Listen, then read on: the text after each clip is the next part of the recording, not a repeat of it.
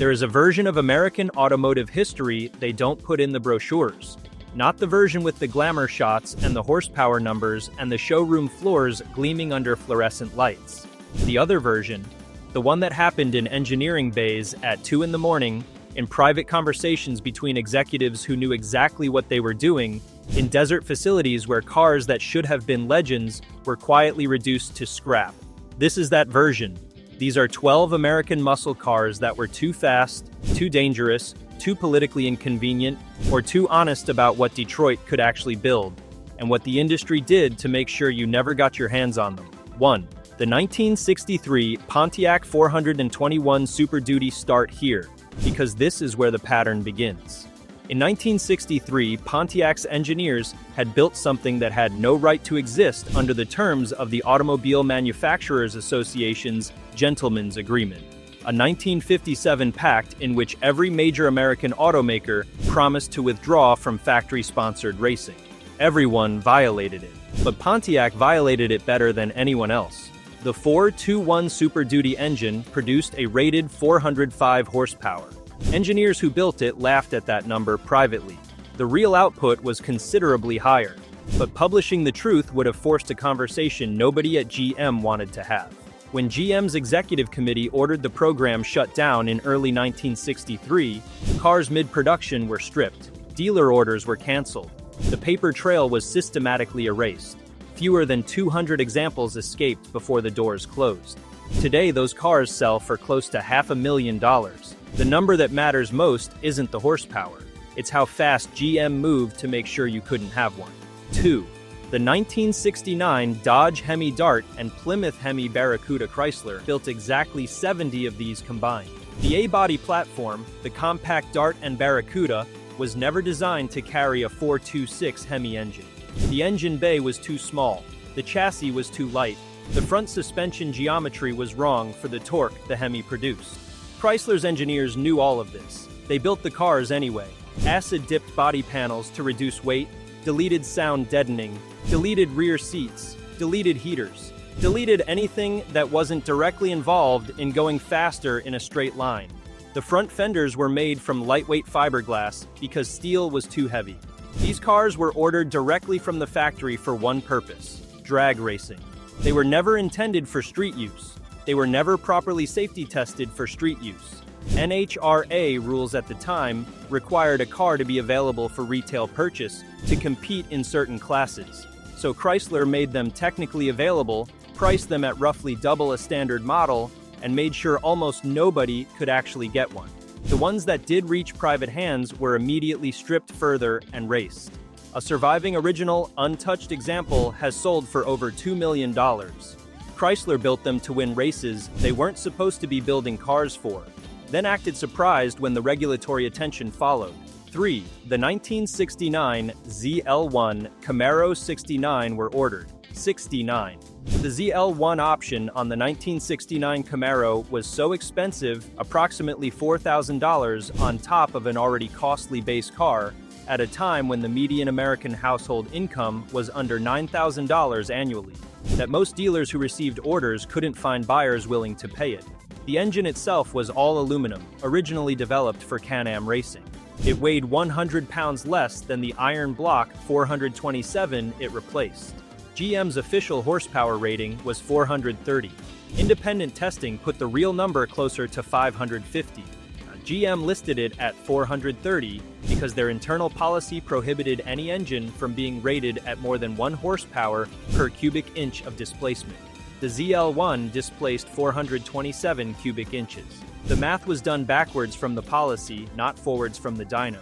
Dealers who received ZL1 Camaros and couldn't sell them at the asking price reportedly sold some at or near cost just to move them off the floor. Those buyers had no idea what they were sitting in.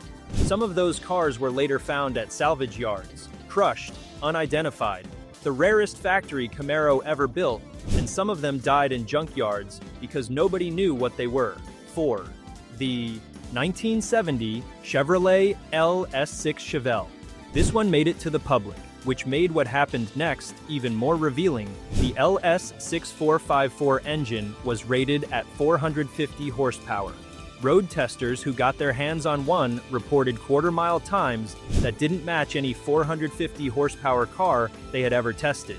The real number, by every independent account, was somewhere between 500 and 530 horsepower.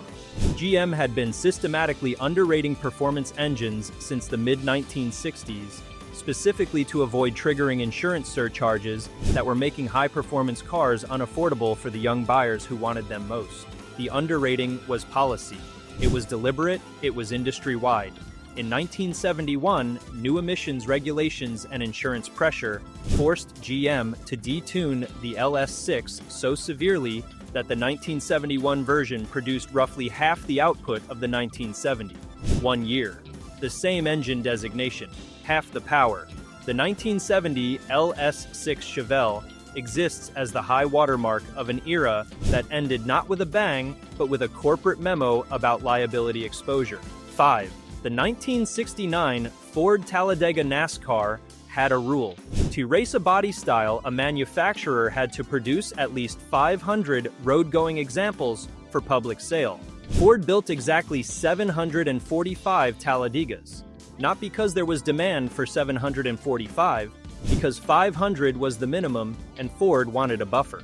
The Talladega's body had been extensively wind tunnel tested, with a flush-mounted grille and extended nose designed specifically to reduce aerodynamic drag at racing speeds.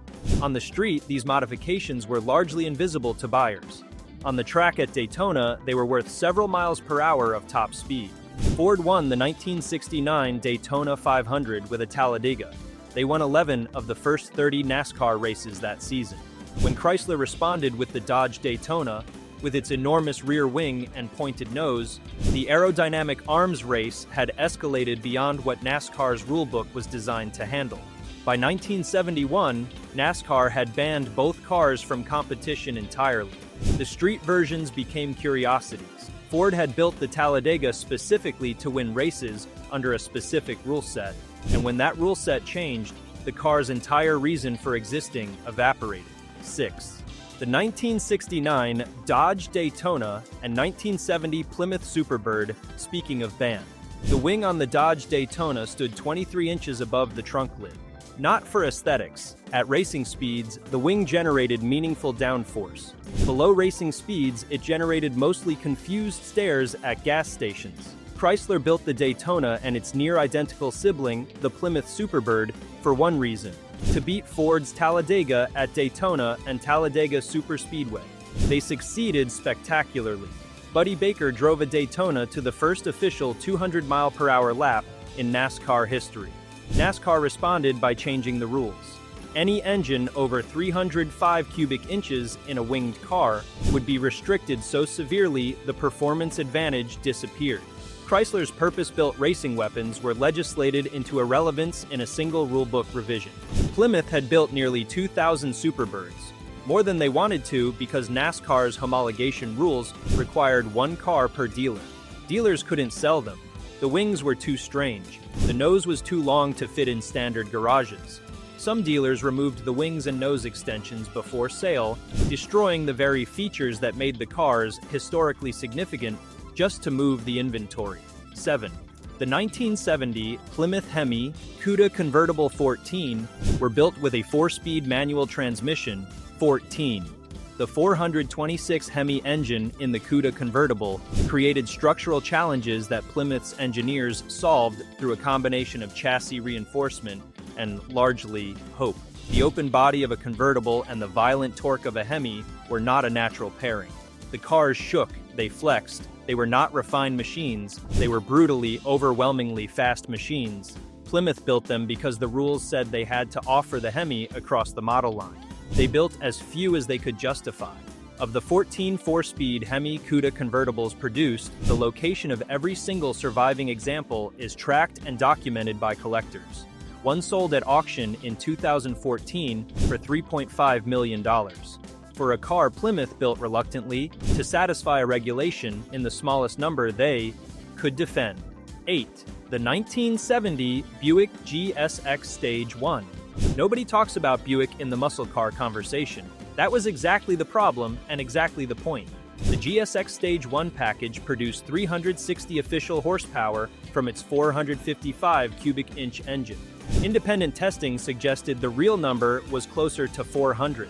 Buick, like GM's other divisions, was playing the same underrating game. What made the GSX Stage 1 genuinely dangerous wasn't the power number. It was the torque, 510 pound-feet, more than any other production American car of its era. In a straight line, the GSX Stage 1 was faster than a Hemi Cuda. Road testers who published those results caused considerable confusion among buyers who had not considered Buick a performance brand. GM quietly discontinued the GSX after 1972.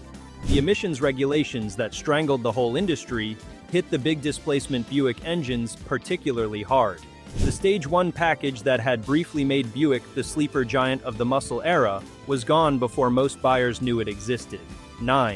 The 1970 Ford Boss 429 Mustang. Ford had developed the 429 cubic inch engine for NASCAR. To homologate it for racing, they needed to install it in a production car. The Mustang's engine bay was not designed for a 429. Ford hired outside contractor CarCraft to perform the modifications necessary. At significant cost, passed directly to the buyer. The Boss 429 Mustang was expensive, physically modified from the factory configuration, and produced in limited numbers specifically because each one cost Ford money beyond what the sticker price recovered. Ford built the Boss 429 for 2 years. When NASCAR's rules changed and the engine was no longer necessary for homologation, Ford canceled the program immediately. The car existed entirely to satisfy a regulatory requirement. When the requirement changed, the car disappeared, which is a brutal summary of how much of what we call muscle car history actually happened. Not passion, not vision, but regulatory loopholes and racing rulebooks that created accidental legends as a side effect. 10. The 1971 Chevrolet Corvette ZR2, only 5 were built. The ZR2 package combined the LS6 engine with the heavy-duty suspension and cooling systems from the racing-focused ZR1 package. It was, on paper, the most capable Corvette the factory had ever produced. GM built 5 because 5 was apparently the number at which someone stopped asking questions about why a street car needed racing coolant lines and a transistorized ignition system that had no practical application outside of competition. Of those 5, fewer than 3 are confirmed to have survived to the present day. The others were raced, crashed, or parted out by owners who had no idea what the option codes on their door jamb meant. 11. The 1969 Chevrolet COPO 427 Camaro. The corporate ordering policy office existed to allow fleet buyers, police departments, taxi companies to order vehicles with non-standard configurations outside the normal sales process. Fred Gibb, an Illinois Chevrolet dealer, found a different use for it. Gibb used the COPO system to order Camaros with the all-iron 427 cubic inch engine, an engine GM's own policy prohibited from being installed in any car with a wheelbase under 112 inches. The Camaro's wheelbase was 108 inches. The policy existed because GM's insurance actuaries had calculated correctly that putting a 427 in a small car would be catastrophic for liability exposure. Gibb's COPO order bypassed that policy entirely. GM filled the order because the bureaucratic pathway technically permitted it, even though the policy it circumvented clearly intended to prevent exactly this outcome. When other dealers learned what Gibb had done, COPO 427 orders flooded in. GM quietly moved to close the loophole, but not before approximately 1015 COPO 427 Camaros had been built and delivered. Each one a car that GM's own safety policy said should not exist. 12. The 1970 Oldsmobile W31 Ramrod 3.5. Oh, this one is different from every other car on this list, and that difference is the point. The W31 wasn't banned. It wasn't canceled mid-production. It wasn't built in secret or sold through a regulatory loophole. It was simply ignored by Oldsmobile's marketing department, by the automotive press, and by history. The W31 package took a 325 horsepower, 350 cubic inch engine, added a radical camshaft, a high-flow intake, and a cold air induction system that pulled outside air directly into the carburetor. The result was a lightweight, small-displacement muscle car that ran quarter miles competitive with cars carrying engines nearly twice its size. Oldsmobile marketed it as an economy performance option, which was such an accurate description and such a boring way to describe something extraordinary that almost nobody bought one. Detroit didn't bury the W31 on purpose. They just never bothered to tell anyone it existed. Sometimes that's all it takes. 12 cars, 12 different stories. But when you lay them all side by side, the same shape appears every time. Engineers who built something extraordinary. Executives who calculated that extraordinary was inconvenient. Regulatory loopholes that created legends nobody planned for. And a systematic pattern of building the fastest cars in the world, then doing everything possible to make sure as few people as possible ever got to experience them. Detroit didn't just build muscle cars, they buried them. In canceled programs and revised rulebooks and option codes nobody explained, and auction records that climb higher every decade, because what was deliberately made scarce becomes, eventually, priceless. The cars on this list didn't fail. They were never allowed to succeed, and that distinction between a car that couldn't and a car that wasn't permitted to is the most important thing Detroit never put in any brochure.